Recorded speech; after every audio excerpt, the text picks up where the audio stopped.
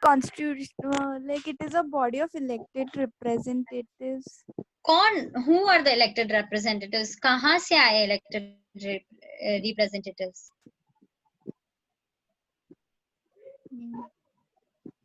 It's okay, Isha.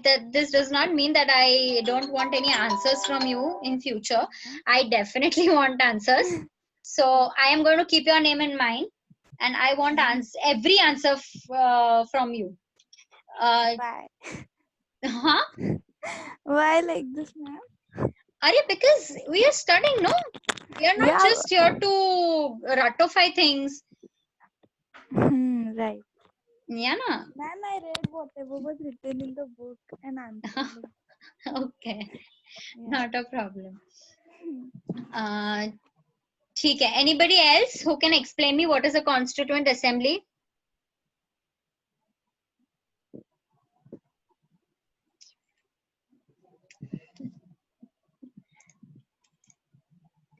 No, ma'am. Ma'am, सब भूल गए. Okay. So, simple meaning of constituent assembly ये होता है. I think I have been in contact with you people face to face पहले. तो मैंने आपको बोला हुआ था कि जब प्रेसिडेंट इलेक्ट होता है ना, तो उसको अपने नवरत्न मिलते हैं. डिफेंस मिनिस्ट्री ले लो, क्या होम मिनिस्ट्री ले लो, ये वगैरह वगैरह फलाना ढिंकाना. तो ये लोग कौन होते हैं? ये लोग ऐसे लोग होते हैं जिसके पास कोई स्पेशल स्किल होती है, and they are elected for a particular purpose of drafting and adopting a document.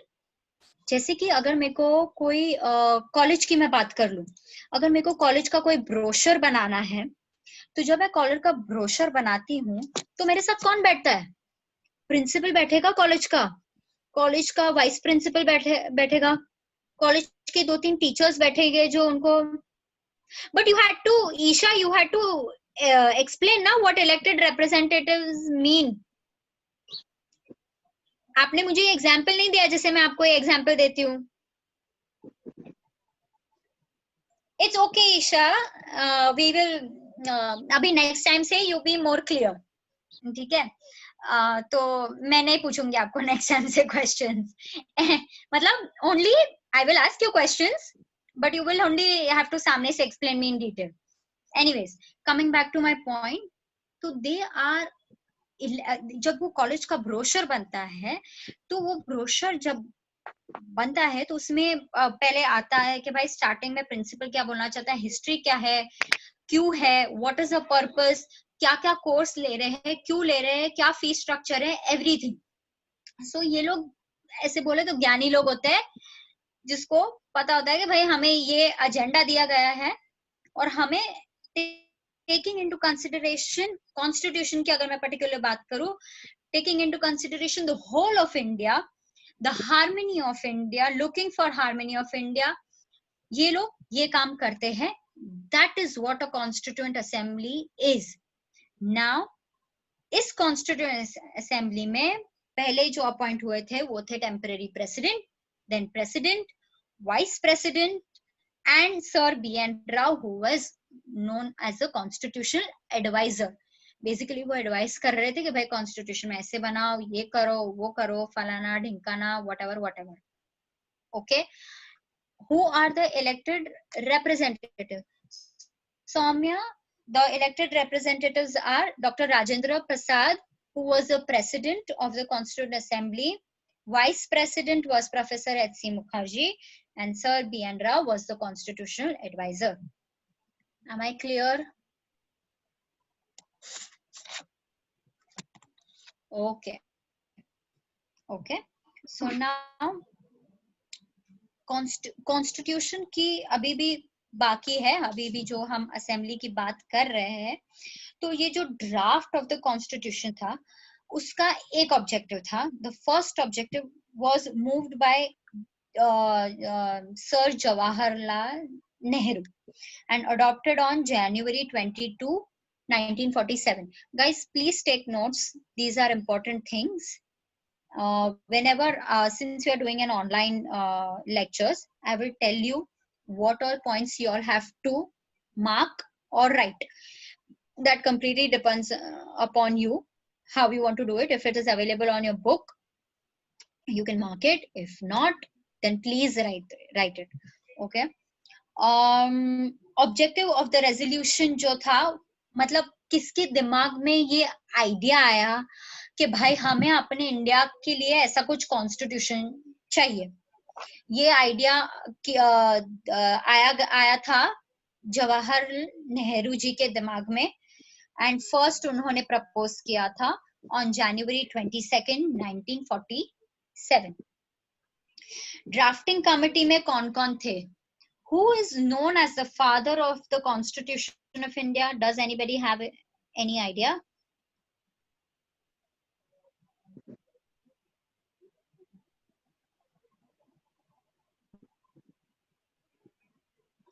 Ambedkar ji, yes, Dr. B.R. Ambedkar. Okay, draft constitution was published in February 1948. This also please mark it or write it. Dr. B.R. Ambedkar, drafting committee chairman. Draft constitution was published in February 1948. Okay. Now, what were the total members that were appointed in the Constituent Assembly? There were 299 members, and out of that 299, 284 members appended their signature and finally adopted the Constitution on dash. What is the date? What did I say? 284 members out of 299 members signed the Constitution ka draft, and it was finally adopted on dash. Guys, answers please. Year please, Aditi. 26 November, year.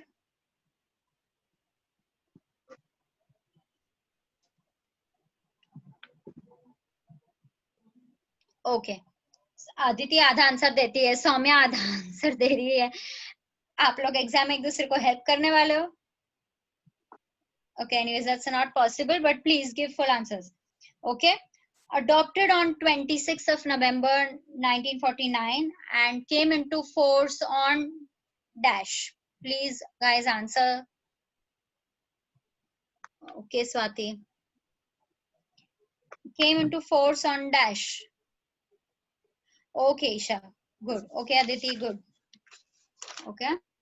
Now, Constitution में क्या क्या है? Abhi, Constitution, what does Constitution consist of? Constitution firstly consists of the preamble. Preamble ना basically एक छोटा सा introduction है कि भाई हमारा Constitution ये बोलना चाहता है और प्लीज उसको फॉलो करो, और तुम फॉलो करना चाहो या ना चाहो, तुम्हें प्लेज बोलते हैं भाई ले लो प्लेज और बोलो कि प्रीएम्बल के हिसाब से हम अपना कॉन्स्टिट्यूशन फॉलो करेंगे, और जो अगर हमने नहीं किया we are liable for punishments. ठीक है। Part 1 to 22 talks about article 1 to 451, sorry, 1 to 451. Okay. The third is there are schedules which are from 1 to 12. ठीक है। And appendix, and Indian Parliament makes 60 laws per year average. ये सिर्फ basic general knowledge है कि 60 laws बनाया जाता है in India average per year का। Okay. Now there are initially 395 articles and 8 schedules. Now there are 451 articles and 12 schedules. Am I clear? There are 451 articles and 12 schedules. This also can be asked as an MCQ. Okay. So the Constitution consists of, I'll just repeat it once. अगर किसी को लिखना है तो please लिख लो. तो first is preamble, parts 1 to 22, cover article 1 to 451, schedules 1 to 12, and an appendix. Who can explain me what is an appendix?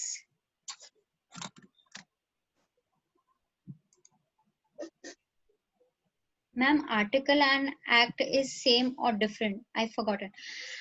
बेटा act मतलब ना जैसे मैंने आपको बोला लोकसभा राज्यसभा, बट आर्टिकल का मतलब क्या होता है, जो कॉन्स्टिट्यूशन में पॉइंट नंबर 1, जैसे आप कोई नॉर्मल आंसर लिखते हो तो आप उसका हेडिंग लिखते हो कि अकॉर्डिंग, कोई डेफिनेशन लिख रहे हो फॉर से एग्जांपल डेफिनेशन में, तो डेफिनेशन आपने लिख लिया, पर डेफिनेशन के बाद आप point 1, point 2, point 3, point 4, so these is what you mean by article, kind of principles,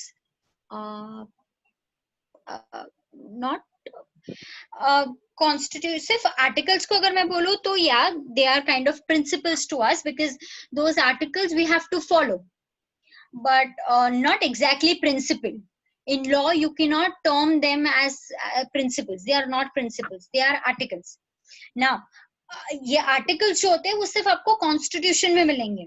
कोई act की अगर मैं बात करूं वहां पे आपको articles नहीं मिलेंगे, आपको sections मिलेंगे.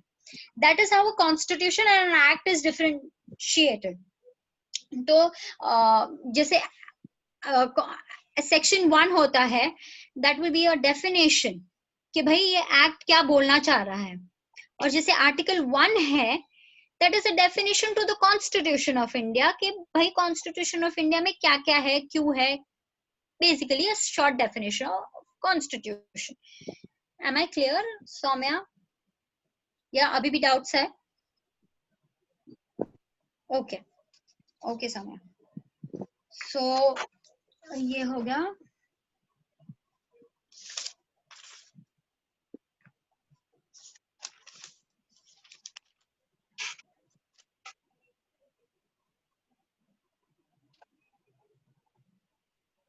Okay, I'll just give you some notes. लिखना है तो लिखना, ये हम लोग ने बोला ही है, but make 2 columns. One will be committee and the second will be the person that is being designated that power. Okay, या आप चेयरमैन भी लिख सकते हो कि उस पर्टिकुलर कमिटी के चेयरमैन कौन थे, तो ये वो लोग थे. Okay ma'am, articles are part of constitution through which acts are made, right? Articles are part of constitution. Yes, articles are a part of constitution. They are only part of constitution. Through which acts are made, मतलब I am not getting you exactly, but हाँ, article से he acts बनते हैं. मतलब एक एक article में लिखा होता है, जैसे for example article 14, right to equality, that is an article, तो which we have to imbibe it when we are making an act. So yeah, अगर मैं this is what your question is, then that is my answer कि भाई articles जो होते हैं उसमें लिखा है कि भाई राइट टू इक्वालिटी, तो मतलब आर्टिकल्स को ही फॉलो करके we make act. Yes yes yes yes yes yes. ठीक है, तो ये जो मैं डिक्टेशन दे रही थी फटाफट लिख लो प्लीज. यूनियन पावर्स कमिटी किसको दिया गया था, आइडिया है कोई?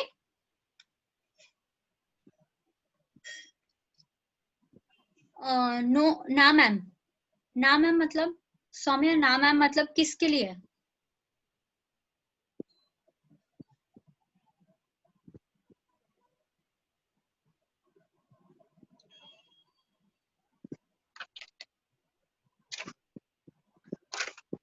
Okay, I'll go ahead. Ma'am, that is for the previous end. Okay. नहीं पता ma'am. Okay, so union powers committee के चेयरमैन थे Jawaharlal Nehru. Please write it fast.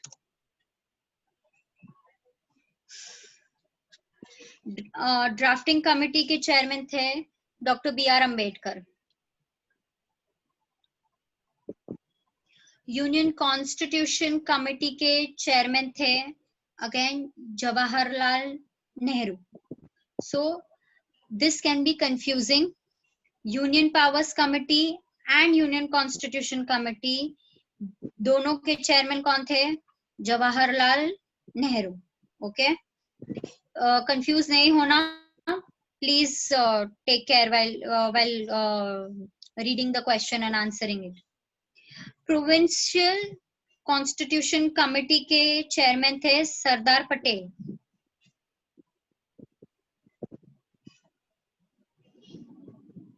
Provincial PROVINCIAL provincial constitution committee के चेयरमैन थे Sardar Patel. Committee on fundamental rights and minorities उसके भी chairman थे Sardar Patel. Rules अच्छा लिख लो. Committee on fundamental rights and minorities Sardar Patel. Rules of procedure committee Rajendra Prasad.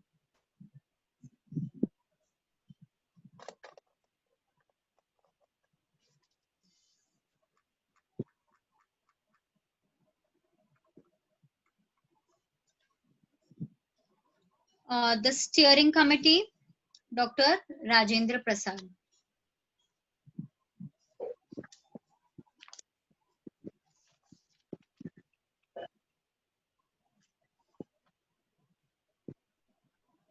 Please थोड़ा slow.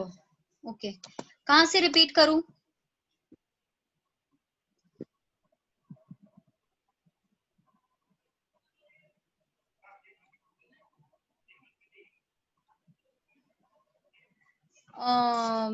He was the president of Constitutional Assembly, right, na ma'am? Yes, Soumya. He is the president of the. He was the president of the Constitutional Assembly, and also steering committee के chairman थे Dr. Rajendra Prasad.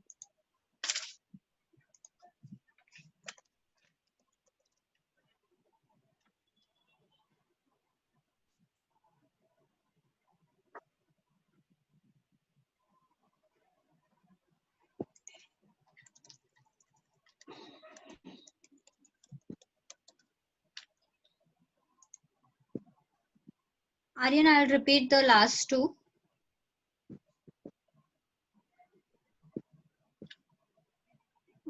Just a second. Last two was Rules of Procedure Committee, Dr. Rajendra Prasad, and this. अच्छा लिख लो.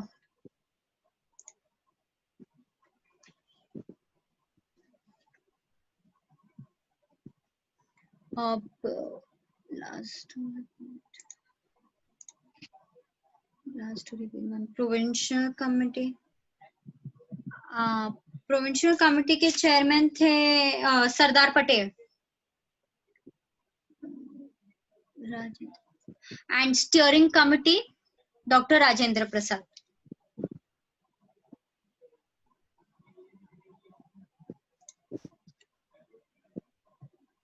अच्छा, president और steering committee में कोई difference नहीं है. स्टीयरिंग कमेटी का मतलब होता है कि जो बंदा मतलब जो प्रेसिडेंट होता है वो डिसाइड करता है ऑन द प्रायोरिटीज और ऑर्डर्स ऑफ बिजनेस. ओके, मतलब और जनरल कोर्स में ऑपरेशंस जो हैंडल करता है. जैसे कि कोई भी तुम कोई नॉर्मल ऑफिस का कोई प्रेसिडेंट ले लो तो उनका वही काम होता है. तो ये खाली different words.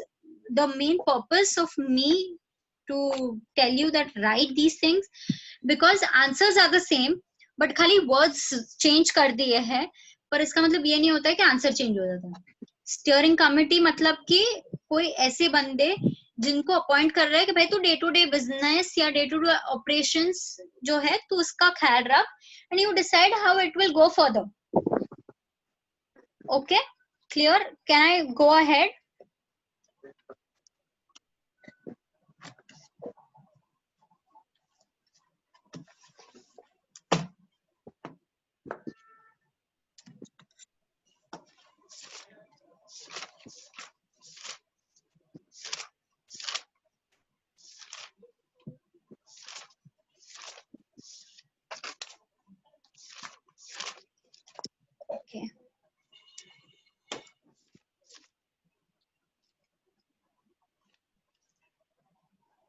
Just a second now. Constitution की जब मैं बात करती हूँ तो Indian constitution is a constitution which is federal in nature. Now what do you mean by federalism? Federalism का simple meaning I think guys आप लोगों को मैंने ये सिखाया हुआ है, किसी को याद है?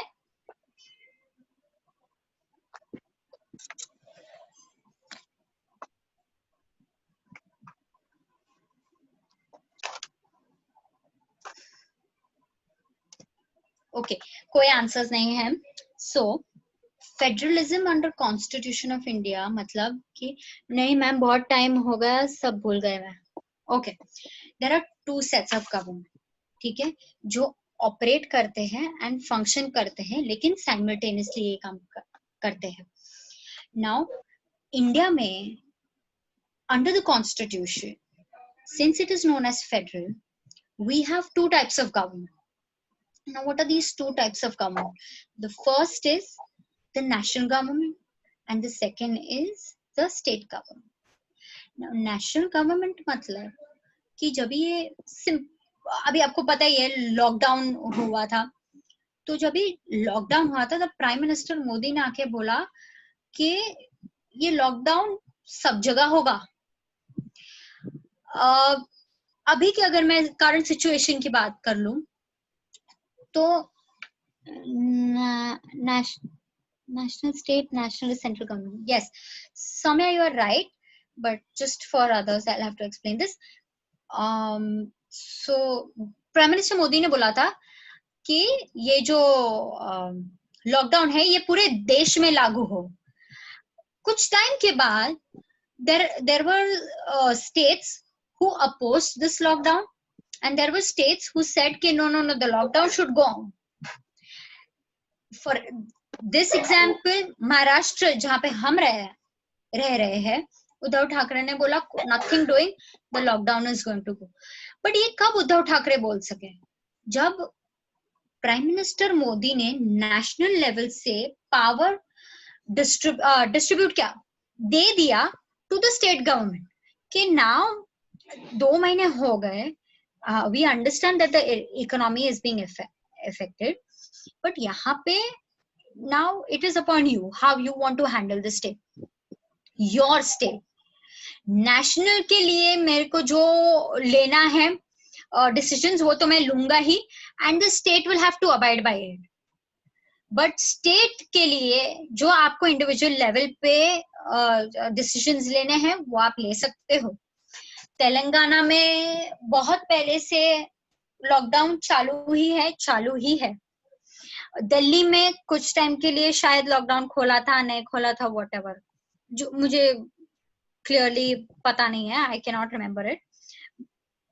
बट ऐसा हुआ था कि कुछ लोगों ने बोला कि नहीं हमारे स्टेट में इतने प्रॉब्लम्स नहीं है, इतने कोरोना वायरस के केसेस नहीं है, तो we declare our state in a green zone. If you all remember or if you all have seen news, there have been red zone, green zones, orange zone. तो उन लोग ने lockdown completely नहीं खोला, but अपने state को by declaring an orange zone उन लोग ने बोल दिया कि भाई ये शॉप्स खुल सकती है, ये बिजनेसेस चालू हो सकते हैं. जबकि रेड जोन की मैं बात करूं तो रेड जोन ने बोला कि कुछ भी नहीं खुलेगा, लॉकडाउन जैसा था वैसा ही है और वैसा ही रहेगा. So this is an example कि कैसे एक नेशनल और स्टेट गवर्नमेंट के जो पावर्स है वो डिवाइड हो सकते हैं. अगर प्राइम मिनिस्टर मोदी ने बोल दिया कि लॉकडाउन होगा तो होगा. उद्धव ठाकरे दिल्ली का ये कौन है आपका टाइप का करता नहीं, अरविंद केजरीवाल ने बोला कि भाई लॉकडाउन नहीं होगा तो नहीं होगा, बट वो स्टेट लेवल पे, तो उनकी authority is only at the state level, not at the national level. National level पे अगर कोई डिसीजन आता है स्टेट को अबाइड करना पड़ेगा, पर अगर स्टेट ने कोई डिसीजन लिया है तो जरूरी नहीं कि नेशनल लेवल पे उसे अबाइड किया जाए. जरूरी नहीं मतलब नहीं होगा, स्टेट का जो भी मर्जी हो, लेकिन अगर नेशनल ने बोल दिया तो अबाइड करना ही है. किसको? स्टेट को. national state, national central government. Yes, Delhi में it was open, then later they locked down it again. हाँ, okay, thank you Saumya. But आपको ये concept समझ में आया? This is why we call our constitution as federal constitution. क्योंकि ये हमारे यहाँ पे India is a large country, it's a very big country. तो there is a president, but उस प्रेसिडेंट में से भी देयर आर मतलब इंडिया में स्टेट्स है और स्टेट्स के पास अपनी अपनी खुद की पावर होती है कि मुझे ये स्टेट कैसे रन करना है. Okay, but again national will state will never supersede national, but national state को इंस्ट्रक्शंस दे सकता है and the state will have to compulsorily follow by it. Okay, now under the constitution there are two ways in which powers are divided between the center and the state. One is unitary powers and the second is federal powers. What do you mean by unitary powers? Powers given to national government by the constitution. ठीक है, इसको कोई मुझे explain कर सकता है? Anybody who wants to give the answer can raise their hand and we can unmute that person.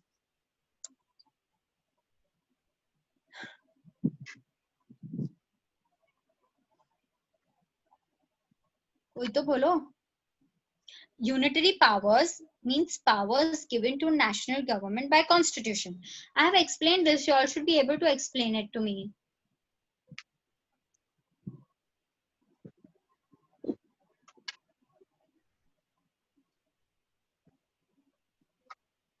Supreme power.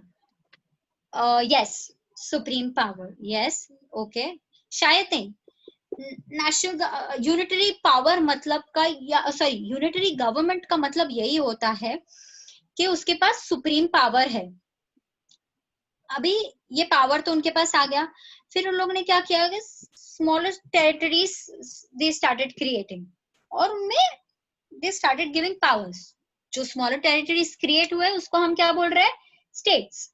Okay, now what is federal government? Constitution distributes power between national and state government. मतलब ये भी चीज constitution में लिखी हुई है कि national के पास क्या क्या पावर्स है और स्टेट के पास क्या क्या पावर. नाउ फॉर एग्जाम्पल अगर मैं केरला ले लूं, वहां पे the literacy rate it's the highest, जबकि मैं बिहार की बात करूं the literacy rate is not that good. They are still improving. So Kerala as a state have taken a decision for itself कि भाई कुछ भी हो जाए we have two literate people in our country, and that is the reason why the literacy rate is so high in Kerala. Now in this case can the national say कि no you cannot have this literacy rate, you need to lower it down? Can the national say this?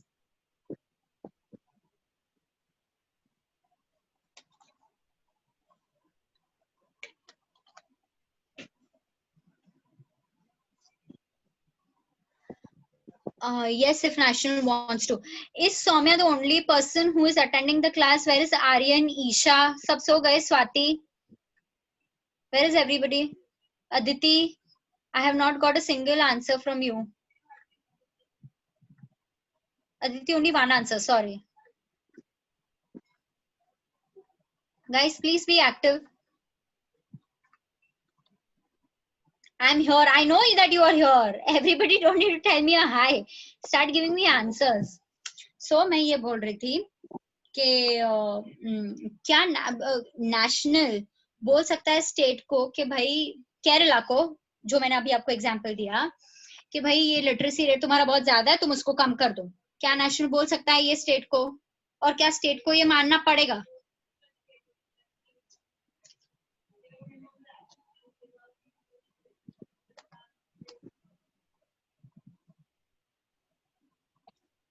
Yes बोल सकता है, मानना पड़ेगा. और बोला तो no guys, that is what the constitution has given some certain powers to national a government and certain powers to state government. When can the nation interfere? जैसे ये pandemic हुआ, it was affecting the whole of the India. That is why the Prime Minister could take a decision for whole of the India. जैसे plague था, वो सिर्फ सूरत में था, तो सूरत में होने के वजह से सिर्फ सूरत के लोगों को बोला कि भाई तुम घर पे बैठो, लेकिन पूरे महाराष्ट्र को, तेलंगाना को, दिल्ली को नहीं बोला कि भाई तुम घर पे बैठो. That was not at a national level. National level पे there are कौन सी चीजें डिस्कस होती है. फॉर एग्जाम्पल वॉर, अगर वॉर हो रही है तो नेशनल बोल सकता है स्टेट को that your state has to be in lockdown, या कर्फ्यू लगने वाला है. ये सारी चीजें नेशनल लेवल पे डिस्कस होती है. स्टेट लेवल पे क्या क्या डिस्कस होता है? एजुकेशन स्टेट लेवल पे डिस्कस होता है कि स्टेट लेवल पे डिस्कस होता है हॉस्पिटल्स, क्लीनलीनेस, ये सारा सब कुछ स्टेट लेवल पे डिस्कस होता है. नेशनल को इसमें आने की अनुमति नहीं है. नाउ क्यों नहीं है? क्योंकि that is what federalism means कि हाँ, हम we are guided by the Constitution of India, we are guided by a particular prime minister, लेकिन only at a national level. but state level पे हमारे पास हमारे unitary powers भी है.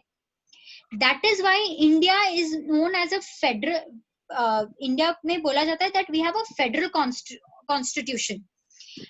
यहाँ पे जैसे यूके की मैं अगर बात करूं, यूके में स्टेट हो, कंट्री हो, कुछ भी हो, क्वीन ने बोला तो बोला, पत्थर की लकीर, क्योंकि वहां पे राज चल रहा है, रानी का राज चल रहा है. तो रानी ने अगर कुछ बोला तो वो सबको लागू होता है.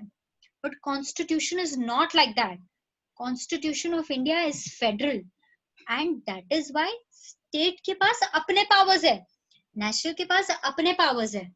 पर नेशनल को भी एक लिमिट दी गई, एक लक्ष्मण रेखा खींची गई है कि भाई तुम नेशनल लेवल पे डिसीजंस लो, लेकिन स्टेट को अपने आप को कैसे ग्रो करना है, कैसे अपने आप को संभालना है, that will depend upon the state. You will have no right to say that. In that you will say when there is a war and there is a pandemic situation like this, when there the prime minister passes an ordinance of emergency. कोई भी reason के लिए emergency हो सकती है, कोई attack हो गया हमारे पे या कुछ भी, तो इमरजेंसी डिक्लेयर हो गई. और जब इमरजेंसी डिक्लेयर होती है तो वो स्टेट को मानना पड़ता है. बट अगर स्टेट बोले कि नहीं, मुझे I want to plant my trees after every 2 kilometres, national के पास ये राइट नहीं है कि वो स्टेट को बोले कि सॉरी भाई तुम stop, you can not plant trees. The state will have the same that. अपने घर का, अपने मम्मी पापा का एग्जाम्पल ले लो, तुम बाहर जाके कुछ भी करो, तुम जैसे हमारे ये माइंड गेम क्लासेस है, तुम माइंड गेम क्लासेस में आके तुम एक बेंच पे बैठते हो, तुम बोर्ड देखते हो, तुम टीचर को देखते हो, ठीक है, तुम अपनी नोट्स जो होते हो वो बुक में लिखते हो. तुम्हारे को अगर पढ़ाई भी करनी है तो तुम बेंच पे बैठ के करते हो, तुम नीचे तो नहीं बैठ जाते क्योंकि तुम अपने घर पे नहीं हो. तो तुम्हारे घर पे तुमको जो करना है तुम करो, लेकिन एक बार तुम बाहर आ गए तो तुम्हें यू विल हैव टू